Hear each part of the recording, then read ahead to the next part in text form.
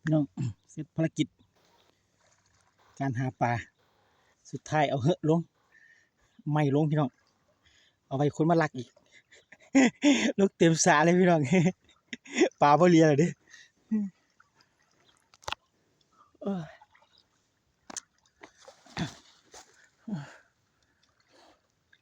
ฮ้อนหลายพี่น้องเอ้ยสุดยอดเลย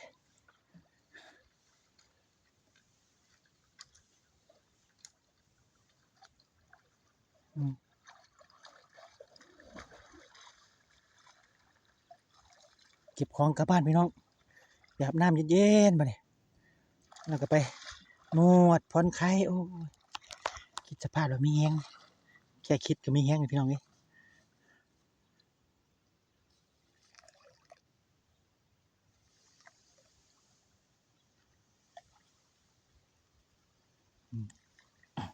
ให้อาหารปลาพี่น้อง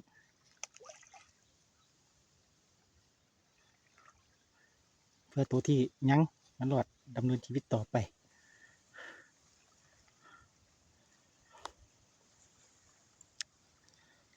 เดี๋ยวมื้ออื่นไปพ่อกัน